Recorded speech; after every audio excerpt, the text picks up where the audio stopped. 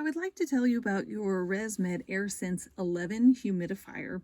Humidification is very important, particularly when you're new to PAP. It can help you be more successful at using it, particularly in your first month. You might want to increase humidification if you're having dryness to your nose or mouth, or if you're having nose symptoms like congestion, running, or sneezing caused by the machine.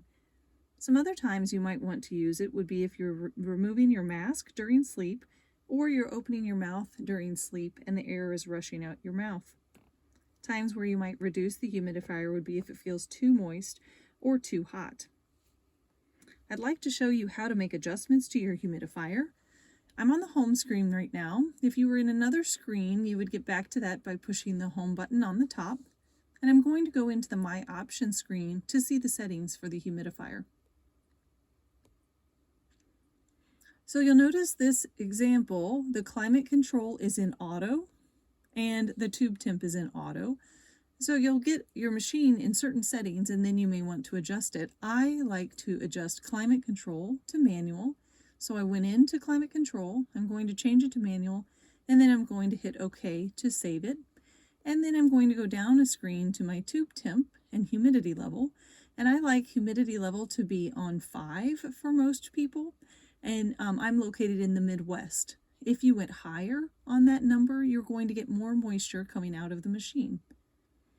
I like to keep tube temp at 82 or higher for a humidity level of 5.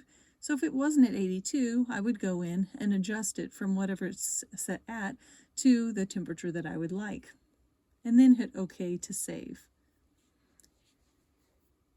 So how this works is humidity level is generating the humidity coming out of the machine, and then that vapor or moist air is going through your tube. If your tube is cooling off too quickly, then you will get water in the tube, which can be a little bit frustrating. And so if you keep the tube warm enough that you don't develop that water, then you can get the vapor all the way to you. So a little higher humidity level helps you with comfort, and making sure your tube temp is high enough to control water condensation is important for the humidifier to function correctly. Sometimes people tell me that the 82 degrees makes them concerned because they don't want to breathe 82-degree air.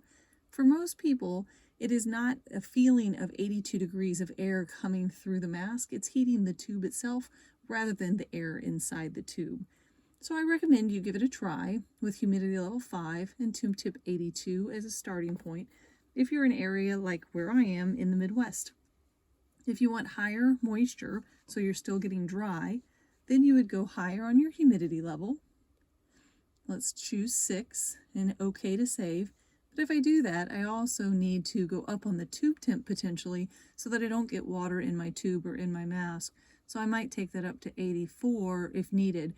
It depends on your environment, so you'll figure out what works best for you. But just remember, anything that cools your tube, like a fan, a vent, or an open window, will mean you have to either heat your tube more or insulate it. You can also find tubing insulators available online. So just to review, if you want to change your humidifier from the home screen, you're going to go to My Options. You'll put climate control in manual so that you can adjust it versus the automatic algorithm, which is the other option. And then you'll go down and change humidity level and tube temp. Humidity level is the moisture coming from the machine. Tube temp is what helps control water from developing in the tube or the mask.